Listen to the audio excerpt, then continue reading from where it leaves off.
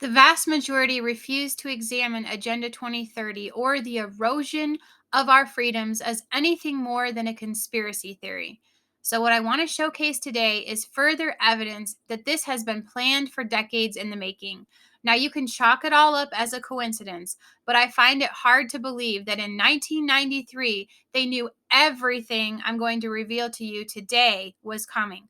Either Warner Brothers and their screenwriters were the best prognosticators ever to roam the earth, or this has been planned far longer than most of us would like to admit. Many of you are probably familiar with the movie Demolition Man that was released in 1993. It portrays Sylvester Stallone as cop John Spartan, thawed out 36 years later in the year 2032 from cryo prison. Los Angeles is now a pacifist utopia called San Angeles that is currently being threatened by violent thug Simon Phoenix, Wesley Snipes, who was also recently released from the same cryo prison. Future cop Lenina, Sandra Bullock, must team up with Spartan to apprehend the killer. Only things aren't as simple as good cop versus bad guy. Interestingly enough, much of the inspiration came from Aldous Huxley's Brave New World, who many believe is being used as a playbook for the events we see unfolding before us. The movie goes beyond surface level parallels of a futuristic 2032 that includes self driving vehicles with voice commands, Self drive engaged. Huxley Lanina coding on. Teams meetings via screen, Society, only to spew hostility. and phone calls with visual. They never move. I find this lack of stimulus to be truly disappointing. It touches on so many more issues that we are already facing and will be facing in the near future. So let's jump right into this. But first, if you're enjoying this content, please hit the thumbs up and the subscribe button. One of the most obvious examples is the social credit scoring system that is being put into motion now. We can see the extremes it is taken to in Demolition Man, where credits are immediately withdrawn for cussing in public, but this is exactly the direction they are headed. Thanks a lot, you shit. For repeated violations of the verbal moralities. We are also told that intercourse is banned, children are grown in labs. So what about kids? Procreation? Yeah. We go to a lab. If we look briefly at China's model for social credit scoring, we can see that they are ranking their citizens and punishing them with throttled internet speeds or flight bans, depending on if they behave appropriately in society. They can be punished if they drive poorly, purchase too many video games, smoke in non smoking zones, and post on social media.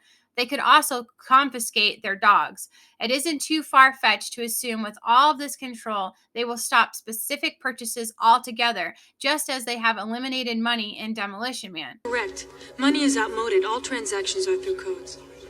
Good citizens are rewarded by receiving discounts on energy bills, rent without deposits, and better interest rates. Right now, it's in its pilot stage, but it is the system they would like to mandate nationally. Think that can't come to a country near you? Think again. If the World Economic Forum and the global powers that be have anything to say about it, social credit scoring will come to every corporation and every individual.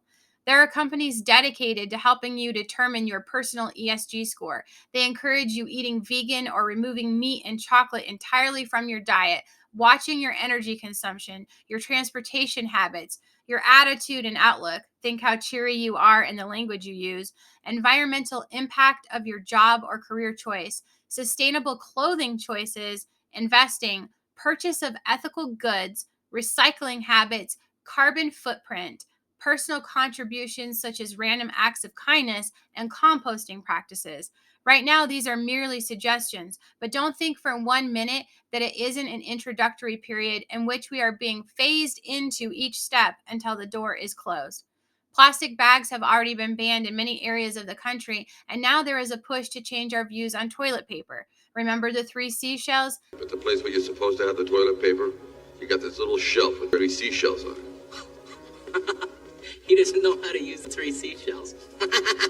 Yes, it probably won't be long before a bidet method has taken over, although I do wonder how this will reduce the strain on water usage. It appears that with every change, there is an unintended effect. Some will argue that neither of these changes is inherently bad and that people will adjust over time.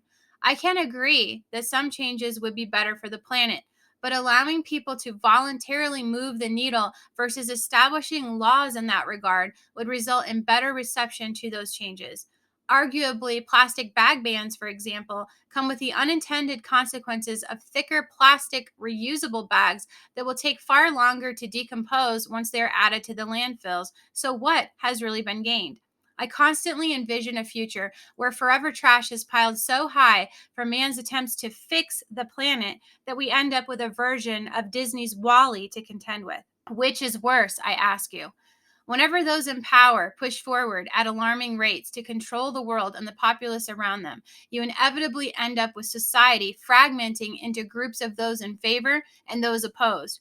This is depicted in Demolition Man, in which the scraps are portrayed as social outcasts who just want to wreak havoc on the rest of society, when in reality, they just want to eat meat, chocolate, spicy food, and procreate naturally. Smoking is not good for you, and has been deemed that anything not good for you is bad.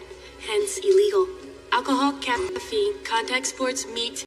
You can see that Cocteau is nothing more than an evil dictator who has shaped society to conform to his ideals of what would result in a more civilized, sustainable, and controlled world, and will stop at nothing to squash any opposition to maintaining that image, which is why he thought out Phoenix and enabled him to go on a killing spree in the first place. He wants Edgar, the leader of the Scraps, eliminated at all costs. You can't help but see the parallels to a certain WEF leader and his vision of the new world.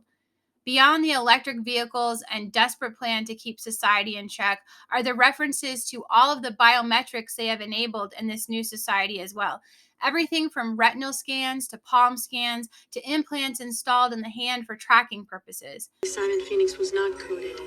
While you were sleeping, everyone in the city was installed code. It was a brilliant idea by Dr. Cocteau that an organically bioengineered microchip be sewn into the skin. Many companies have already begun experimenting with chip implants, and it is easy to see that at some point they will present this as the obvious solution to identity theft and fraud. So, how do we prepare for this future? We stay aware of what's coming and understand that this has been in the works for decades.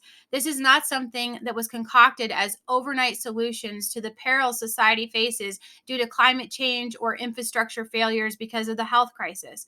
This is far more calculated.